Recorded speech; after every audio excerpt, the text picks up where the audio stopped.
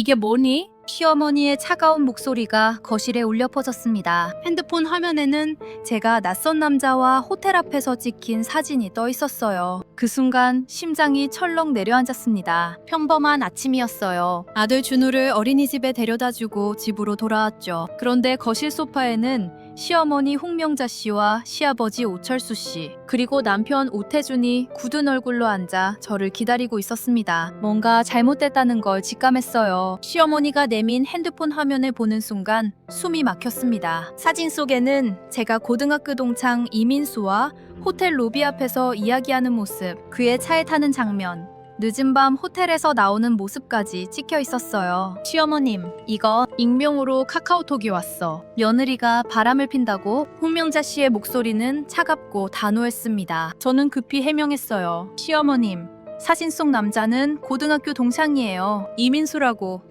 우연히 만나서 오랜만에 이야기 좀 나눴을 뿐이에요. 그럼 왜 나한테 말 안 했어? 남편 태준의 목소리가 차갑게 쏟아졌습니다. 그냥 옛날 친구 만난 건데 굳이 말할 필요가 없다고 생각했어요. 호텔에서 나오는 사진까지 찍혔는데 시어머니의 추궁이 이어졌습니다. 손이 부들부들 떨렸어요. 로비에서 커피 마셨을 뿐이에요. 정말 아무 일도 없었어요. 하지만 제 목소리는 떨리고 있었고 가족들의 차가운 시선은 변하지 않았습니다. 시아버지 오철수 씨가 조용히 입을 열었어요. 일단 진정하고 천천히 이야기해보자. 그날 밤 남편은 등을 돌린 채 한마디도 하지 않았습니다. 이불을 뒤집어 쓰고 눈물을 삼켰어요. 지금 이 영상이 궁금하시다면 좋아요와 구독 부탁드려요. 누군가 저를 감시하고 있다는 생각에 온몸이 오싹했습니다. 다음날 아침도 평화롭지 않았습니다. 시어머니의 핸드폰이 울렸고 또다시 익명의 메시지가 도착했어요. 이번에는 더 충격적인 사진이었습니다. 제가 이민수와 카페에서 손을 맞잡고 이야기하는 모습이었어요. 아니,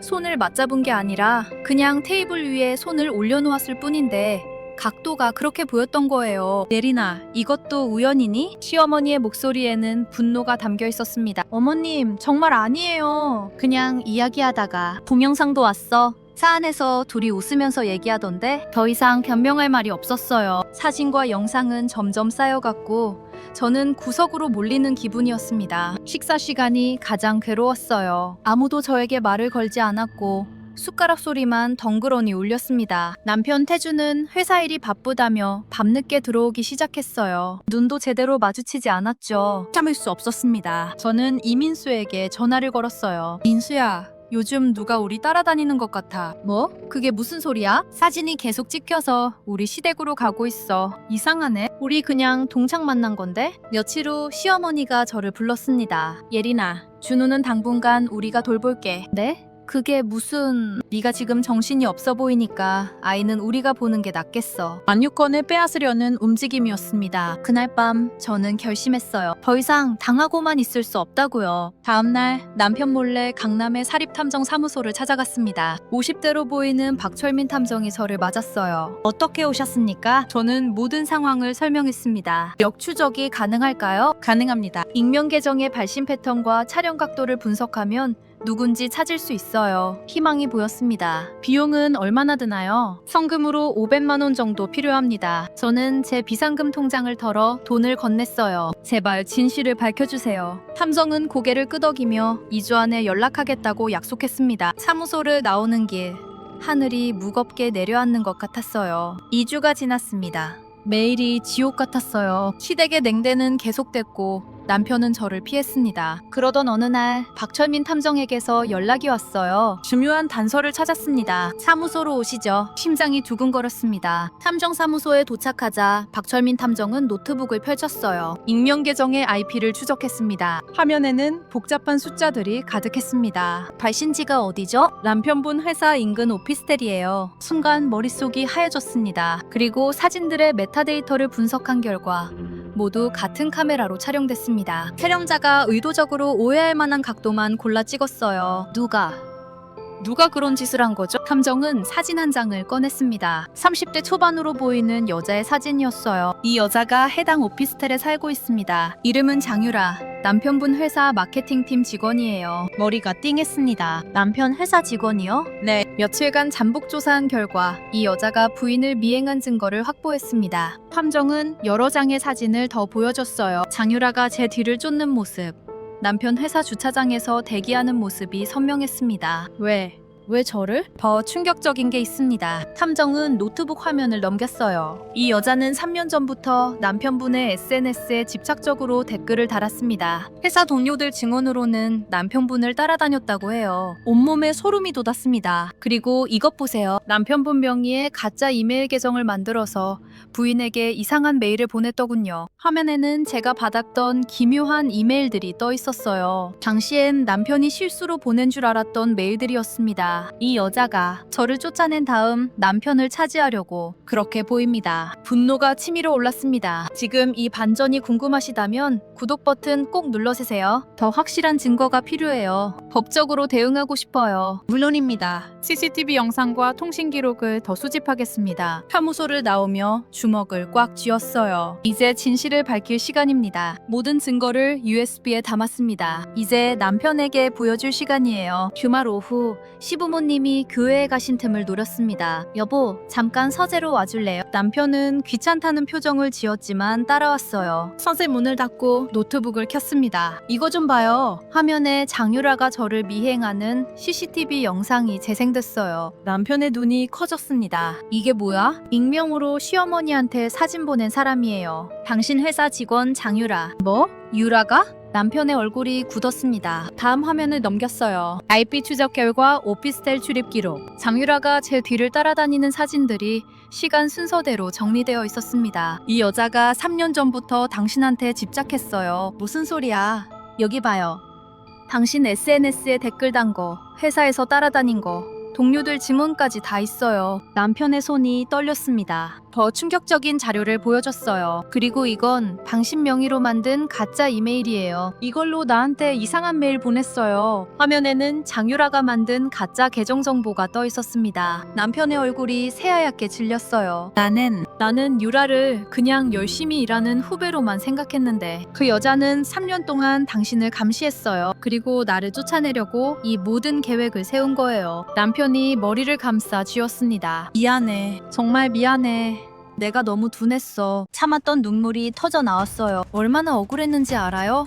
시댁에서 매일 차가운 시선으로 저를 보는데 아무 말도 못하고 목소리가 떨렸습니다. 남편이 저를 꽉 안아줬어요. 미안해 예린아. 내가 미안해. 남편의 품에서 한참을 울었습니다. 이제 어떻게 할 거예요? 당장 회사 가서 유라를 만날 거야. 그리고 법적으로 대응하자. 남편의 목소리에 결연함이 담겼습니다. 함께 이겨내자 예린아. 처음으로 남편과 마음이 하나가 된 기분이었어요. 다음날 아침 일찍 남편이 회사로 출근했습니다. 저도 함께 갔어요. 이제 모든 걸 끝낼 시간이었습니다. 남편은 먼저 인사팀장 김성호 씨를 만났어요. 팀장님, 긴급하게 말씀드릴 게 있습니다. 회의실에서 남편은 장유라의 스토킹 행위와 증거 조작을 상세히 설명했습니다. 김성호 팀장의 표정이 굳어졌어요. 이건 심각한 문제입니다. 즉시 본인을 불러야겠습니다. 얼마 후 장유라가 회의실로 들어왔습니다. 저를 보는 순간 그녀의 얼굴이 창백해졌어요. 회의실에는 남편과 저, 김성호 팀장,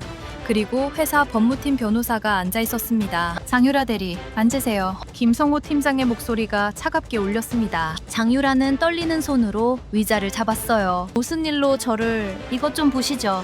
탐정이 준 자료들이 테이블 위에 펼쳐졌습니다. CCTV 영상, 통신 기록, 미행 사진들이 그녀 앞에 놓였어요. 이건 아니에요. 오해예요. 장유라가 고개를 저었습니다. 하지만 증거는 명확했어요. 오해가 아니에요. 당신이 나를 3년 동안 미행했잖아요. 제가 조용히 말했습니다. 장유라의 눈에서 눈물이 흘렀어요. 왜 이런 짓을 했습니까? 김성호 팀장이 물었습니다. 한참을 침묵하던 장유라가 입을 열었어요. 부사장님은 좋아했어요. 3년 전부터요. 남편이 황당하다는 표정을 지었습니다. 그래서 부사장님 부인만 없으면 제게 기회가 올 거라고 생각했어요. 장유라의 목소리가 떨렸습니다. 남편이 단호하게 말했어요. 유라 씨, 나는 당신을 단 한 번도 이성으로 본 적 없어요. 이건 범죄예요. 회의실이 조용해졌습니다. 김성호 팀장이 서류를 꺼냈어요. 장유라 대리, 지금 사표를 내시든지 아니면 징계위원회에 회부되든지 선택하세요. 장유라는 고개를 떨구며 울먹였습니다. 사표 쓰겠습니다. 회사를 나와 우리는 곧장 경찰서로 향했어요. 이 결말이 궁금하시다면 구독과 좋아요 꼭 부탁드려요. 담당 형사에게 모든 증거를 제출했습니다. 스토킹 처벌법 위반, 명예훼손, 정보통신망법 위반으로 고소합니다. 형사는 자료를 꼼꼼히 검토했어요. 충분히 입건 가능합니다. 수사 시작하겠습니다. 경찰서를 나오며 남편이 제 손을 꽉 잡았습니다. 고생했어 예린아. 처음으로 마음이 편해졌어요. 경찰서에서 돌아온 우리는 시댁으로 향했습니다. 이제 부모님께 진실을 말씀드릴 차례였어요. 거실 소파에 시부모님과 함께 둘러앉았습니다. 남편이 먼저 입을 열었어요. 아버님, 어머님, 그동안 오해가 있었습니다. 시아버지와 시어머니의 눈빛이 진지해졌어요. 남편은 차근차근 설명하기 시작했습니다. 장유라가 저를 3년간 스토킹했다는 것, 증거를 조작해 시어머니께 보냈다는 것, 그리고 오늘 회사에서 있었던 일과 경찰 고소까지 모든 과정을 솔직하게 말했어요. 시어머니의 얼굴이 점점 창백해졌습니다. 그러니까 예린이가 정말 아무 잘못이 없었다는 거니? 네 어머니, 다 그 여자가 꾸민 일이었습니다. 시어머니가 두 손으로 얼굴을 감싸주었어요. 예린아, 시어머니가 제 손을 꽉 잡았습니다. 미안하다. 정말 미안해. 시어머니의 눈에서 눈물이 흘렀어요. 며느리를 의심하고 차갑게 대하고 어쩜 그럴 수가 있었니? 괜찮아요 어머님. 저도 증거사진이 있었으니까 오해하실 만했어요. 시아버지도 조용히 말씀하셨습니다. 예린아, 우리가 잘못했구나. 용서해다오. 가슴이 뭉클했습니다. 시어머니가 벌떡 일어났어요. 내가 지금 당장 준우 데려올게. 시어머니는 서둘러 외출복을 챙겨 입었습니다. 1시간 후 준우가 집으로 돌아왔어요. 엄마, 준우가 제 품으로 달려왔습니다. 아이를 꽉 안으니 눈물이 났어요. 우리 준우 많이 보고 싶었어. 나도 엄마 보고 싶었어요. 시어머니가 제 어깨를 토닥였습니다. 예린이가 제일 좋은 엄마야. 그날 저녁 온 가족이 식탁에 둘러앉았습니다. 오랜만에 따뜻한 저녁 식사였어요. 준우는 아빠 옆에 앉아 신나게 유치원 이야기를 했습니다. 남편이 제 손을 잡으며 말했어요. 앞으로는 회사 일 줄이고 가족이랑 더 많은 시간 보낼게. 나도 당신이랑 더 많이 대화할게요. 소통이 얼마나 중요한지 깨달았습니다. 식사 후 시어머니가 쇼핑백을 하나 꺼내셨어요. 예린아, 이거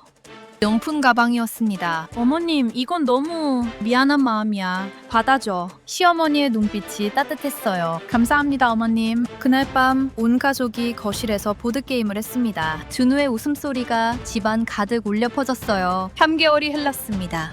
그동안 많은 일들이 있었어요. 법원에서 재판이 진행됐고 오늘이 마지막 선고날이었습니다. 남편과 함께 법정에 들어섰어요. 방청석에는 몇몇 사람들이 앉아 있었고 장유라는 피고인석에 고개를 숙인 채 앉아 있었습니다. 판사가 입장했어요. 피고인 장유라에 대한 선고를 하겠습니다. 법정이 조용해졌습니다. 피고인은 스토킹 처벌법 위반, 명예훼손, 정보통신망법 위반으로 징역 1년에 집행유예 2년을 선고합니다. 판사의 목소리가 법정에 울렸어요. 또한 피해자 강예린에게 정신적 피해에 대한 위자료 3천만 원을 배상하라. 장유라의 어깨가 떨렸습니다. 그녀는 눈물을 흘리며 고개를 숙였어요. 저는 담담하게 그 모습을 지켜봤습니다. 더 이상 분노도 억울함도 느껴지지 않았어요. 재판이 끝나고 법원에 나왔습니다. 햇살이 따스했어요. 끝났어 예린아. 남편이 제 어깨에 팔을 두르며 말했습니다. 이제 정말 끝났네요. 한숨을 깊게 내쉬었어요. 법원 근처 카페에 들어가 자리에 앉았습니다. 따뜻한 카페라떼를 마시며 남편과 이야기를 나눴어요. 이번 일로 많이 배웠어. 남편이 조용히 말했습니다. 뭘 배웠는데요? 네가 얼마나 소중한 사람인지, 그리고 소통이 얼마나 중요한지. 남편의 눈빛이 진지했어요. 저도 당신한테 더 많이 말할게요. 혼자 끙끙 앓지 않고 서로 마주보며 미소 지었습니다. 참, 회사에서 승진제의가 들어왔어. 정말요? 축하해요. 근데 거절했어. 깜짝 놀랐어요. 왜요? 승진하면 더 바빠지잖아. 나는 이제 가족이랑 시간 보내는 게 더 중요해. 가슴이 따뜻해졌습니다. 나도 뭔가 새로운 걸 시작하려고요. 뭔데? 요리학원 등록했어요. 전부터 배우고 싶었거든요. 남편이 환하게 웃었어요. 좋아. 우리 집에서 맛있는 요리 먹을 생각하니까 벌써 기대되는데 웃음이 나왔습니다. 집으로 돌아오니 준우가 문 앞에서 기다리고 있었어요. 엄마, 아빠, 빨리 보드게임 하자. 그래, 우리 아들. 뭐 할까? 거실 바닥에 둘러앉아 보드게임을 시작했습니다. 준우의 웃음소리가 집안을 가득 채웠어요. 이런 평범한 일상이 얼마나 소중한지 깨달았습니다. 6개월이 흘렀습니다. 오늘은 결혼 9주년 기념일이에요. 우리 가족은 제주도로 여행을 왔습니다. 준우는 처음 보는 바다에 신이 나서 모래밭을 뛰어다녔어요. 엄마, 아빠, 빨리 와봐요. 아이의 목소리가 파도 소리에 섞여 들렸습니다. 남편과 손을 잡고 해변을 천천히 걸었어요. 따뜻한 바닷바람이 얼굴을 스쳤습니다. 예린아, 그동안 나를 용서해줘서 고마워. 남편이 조용히 말했습니다. 무슨 소리예요? 오히려 저도 배운 게 많아요. 뭘 배웠는데? 미기가 있었기에 우리가 더 단단해질 수 있었다는 거요. 남편이 제 손을 꽉 잡았어요. 앞으로 무슨 일이 있어도 함께 대화하고 해결하자. 약속해요. 서로를 마주보며 미소 지었습니다. 리조트로 돌아오니 프론트에서 꽃다발이 배달되어 있었어요. 시어머니와 시아버지가 보내신 거였습니다. 카드에는 이렇게 적혀 있었어요. 9주년 축하한다. 우리 며느리. 항상 고맙고 사랑한다. 눈시울이 뜨거워졌습니다. 시댁과의 관계도 예전보다 훨씬 좋아졌어요. 저녁 식사 후 발코니에 나가 밤바다를 바라봤습니다. 지난 1년이 주마등처럼 스쳐 지나갔어요. 익명의 메시지로 시작된 악몽 같은 시간들. 억울하고 괴로웠던 날들. 하지만 그 시간이 있었기에 지금의 행복이 더 소중하게 느껴집니다. 가족의 소중함을 깨달았고 소통이 얼마나 중요한지 배웠어요. 뭐 생각해? 남편이 뒤에서 저를 안아줬습니다. 지난 일들이요. 많이 힘들었지? 이제는 괜찮아요. 오히려 감사해요. 남편이 제 어깨에 턱을 기댔어요. 평생 지켜줄게. 나도 당신 곁에 있을게요. 그때 준우가 뛰어왔습니다. 엄마, 아빠, 같이 별 보자. 준우가 우리 다리를 껴안았어요. 세 사람이 함께 발코니 난간에 기대어 밤하늘을 올려다봤습니다. 별들이 반짝이고 있었어요. 저 별처럼 우리도 계속 빛날 거예요. 준우가 말했습니다. 아이의 순수한 말에 웃음이 났어요. 그래, 우리 가족은 언제나 함께야. 남편이 우리를 꽉 안아줬습니다. 차가운 바람이 불어와도 따뜻했어요. 이제는 진짜 행복한 시간이 시작될 거라는 확신이 들었습니다. 이 이야기가 도움이 되셨다면 구독과 좋아요 부탁드려요. 우리 가족은 서로를 꽉 안은 채 밤하늘의 별을 바라봤습니다.